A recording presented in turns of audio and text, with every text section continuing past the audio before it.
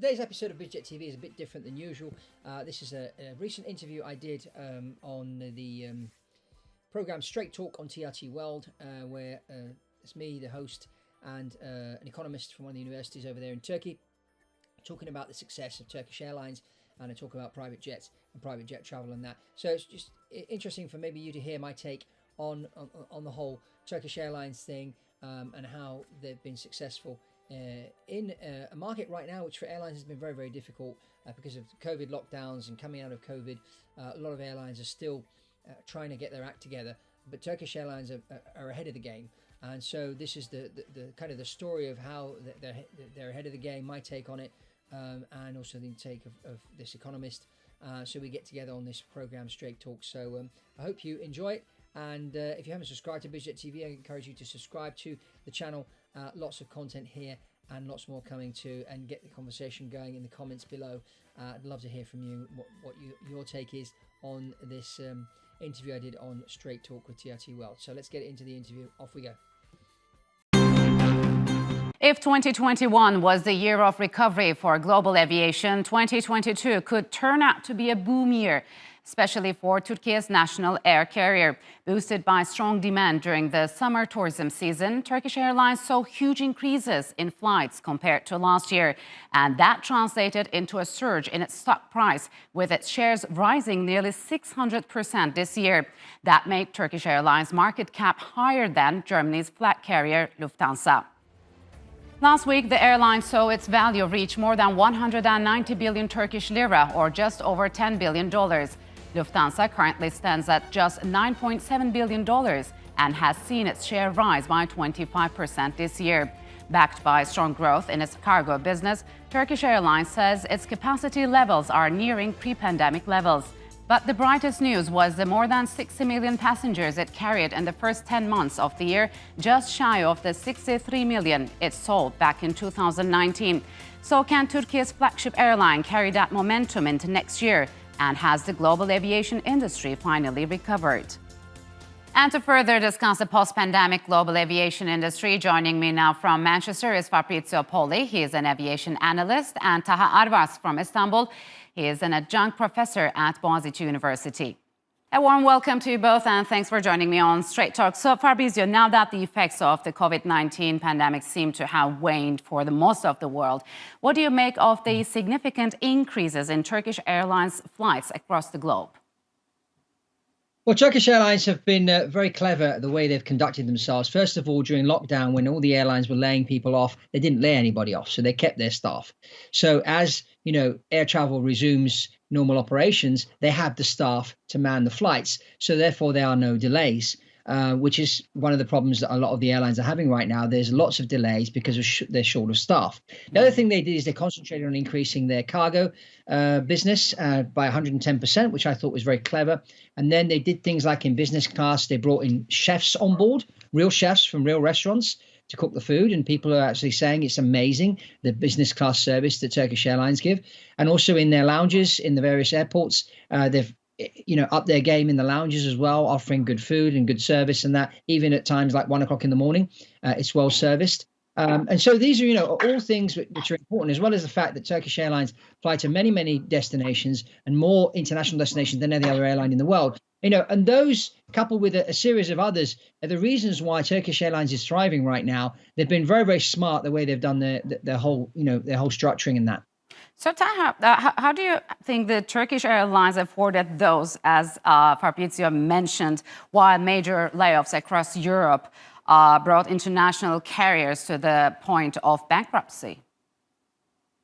I think what Turkish Airlines did was in line with what the Turkish government did, that it wasn't a complete shutdown of everything for an extended period of time. If you remember, it seems like so long ago, but it was just yesterday, really a couple of years ago here, or a year ago even, the Turkish government opened and shut down the country several times throughout the year, which allowed for, frankly, for the pandemic to very slowly progress through the population, which was good. So Turkish Airlines wasn't completely shut down, and commerce wasn't completely shut down. I flew a lot during the pandemic, albeit with very strict measures of cleanliness and face masks, et cetera. But it was very operational. Turkish Airlines was operational throughout the world. So that, I think, was one of the measures that helped it be on standby for, in the event that the pandemic waned as it did, then it would get right back to it, and it has done exactly that.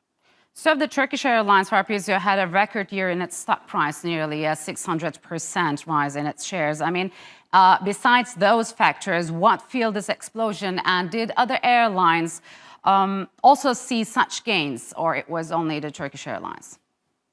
No, Turkish Airlines have had more gains than anybody else. And I think it's just through their strategy. And as Taha was saying, the Turkish government were very smart during lockdown. They didn't lock the whole country down for like 3 months.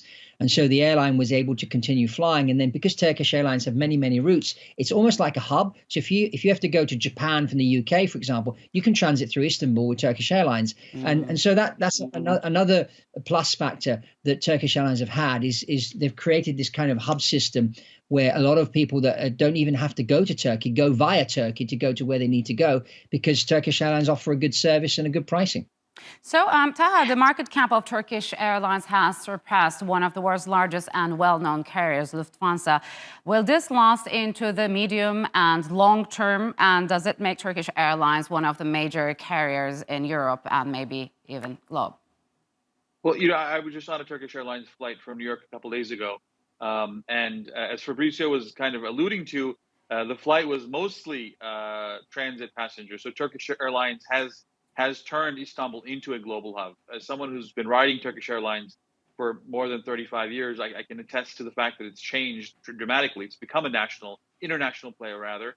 And to your question, I think the legacy carriers, the so-called legacy carriers in Europe, are having trouble. They keep getting bailed out, or they keep going into bankruptcy. We saw a lot of these similar companies, airlines in the United States. Warren Buffett just mentioned a couple of weeks ago that he sold all of his shares in all airlines in the United States because he doesn't believe in the future of these companies being successful. But Turkish Airlines has, in a sea of failing airlines, done just the opposite, and that's really a testament to its ability to turn something like the pandemic, which should have been such a negative thing, an issue for an airline, into something positive. And it's really gained both market share and profitability. And we can see that through its market price, as you mentioned.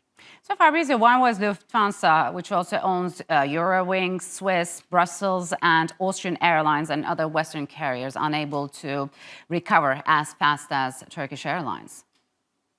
Well, first of all the airlines you just mentioned laid a lot of staff off during COVID. And there are a lot more restrictions as far as movement is concerned of people and that during COVID. So, these are factors that just, have caused lots of problems for many, many airlines. And I think as Tara pointed out earlier, the fact that the Turkish government didn't shut the country down completely for, 3 months, 6 months or whatever, while in other countries like Germany and that, the restrictions were really, really bad. And there's been a lot of fear on people. So people are not going to get on an airplane. And that's the other factor is, are people going to get on an airplane? And even now, where airline travel is about 74% of what it was before COVID, we're seeing people returning to fly. But what we're noticing is people are traveling for holidays because obviously you can't have a virtual holiday. But as far as business meetings are concerned, a lot of people are using Zoom and other teleconferencing systems to have their meetings. And they're sort of asking themselves, is it really, really necessary for me to jump on an airplane, fly halfway around the world to have a face-to-face meeting? And so a lot of people during COVID have learned to use technology and replacing technology for flights. And now, of course, you get to a point where a face-to-face meeting is a must. But we've also seen, for example, private jet travel go through the roof. In some parts of the world increased by even 100%. Now it's stabilized, but it's still 25% more than what it was before. But there are only like 10% of people that could afford to charter a private jet that were actually traveling by private jet. That number has increased considerably, also because now when you're going through airport terminals and that, it's got really, really more tedious to get through a terminal because of all the COVID checks and this and that and the other. And so a lot of these people that have a bit of money, they're saying, well, I can fly from a private jet terminal and get on the airplane and in the air in 10 minutes instead of queuing up for 2.5 hours with 1,000 people. So, Taha, how has Istanbul's newly built airport added to this positive trend in the Turkish aviation industry? Did it have a huge impact on it? Absolutely. If you remember, I mean, listen, Istanbul by itself is a natural hub. It is not only in the middle of the world, the Middle East, obviously, but it's in the perfect area It's 4 hours to anywhere maximum in Europe. It's 4 hours to much of northern Africa, and from New York to Shanghai, Istanbul is just in the middle of all these countries, these major locations. So Istanbul had already become a hub before the new airport. The old airport was bursting at the seams, really. So Istanbul had no other choice but to get this new, much modern and huge airport. It's a very large facility, which allows it, the capacity allows it to host all of these flights. And it's not just Turkish Airlines, it's all these international flights taking off from Istanbul. And it has become the hub that it targeted, the goal that it had in mind. It's already become that several years ahead of schedule. But it could not have done that in the old airport. So, Fabrizio, has a rising dollar made Turkey a more competitive tourist destination, thus contributing to this trend?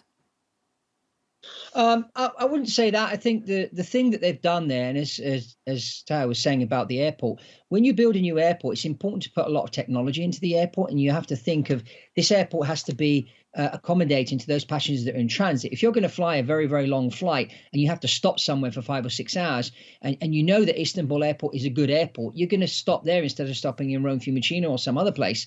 I mean, that's what I do. If I have to do a very long haul flight and I have to stop somewhere, I base my decision on where I'm going to stop on the amenities that the airport offer, and what I can do during those 6 hours of transit. I think that's really the key. I don't think it's so much the dollar, but it's the way they've structured the airport, which has been very clever, building the technology and thinking about the passenger and what's the passenger going to be doing for 6 hours sitting in the airport. So let's make their time here entertaining. Let's put some good restaurants in, some stuff to do, some nice, comfortable places to sit, charging stations for your cell phone, and that's another very important thing. Which is lacking in many airports. And I think they've done a great job with Istanbul Airport to do all those things. All right, gentlemen, unfortunately, we'll have to leave it here. Thank you very much for joining me on Straight Talk. Hope you enjoyed that talk there about Turkish Airlines and private jets. So let's get the comments going below. So let me know what you think about this whole thing. Turkish Airlines, the airline world, how COVID has changed the airline world and private jet industry, and how more people are flocking to private jets. Let's get that conversation going. If you haven't subscribed to BizJet TV, I encourage you to subscribe to the channel. If you want access to the exclusive content we have here, so over 100 exclusive videos here just for those that are part of the exclusive group, as I call it. Just click on the join button below. You'll find out how you can do that. And if you really enjoyed this one, give me a super thanks. Now, those of you that are thinking of buying a private jet for the future, you can reach out to me. My email address is just here below, and we can schedule a one-to-one call, talk about your business strategy and how the private jet can fit in to your business strategy, what jet you need. If you already have a jet, you need pilots, I can help you with that too. Lots of other things I can do for you with my consulting services, as they say. And also check this other video out, which I did an interview with George Turcano just recently. He's an interesting entrepreneur, moved from Moldova to the United States 12 years ago, started doing odd jobs, and then ended up building a very successful trucking company with 200 trucks, to the extent where he's learned to fly now and bought his own private jet, which he flies. And in this episode of BizJet TV, he tells the story. So click on that video, and I hope you enjoy it. And that's all from Fabrizio Poli here on BizJet TV, and I'll see you on the next one.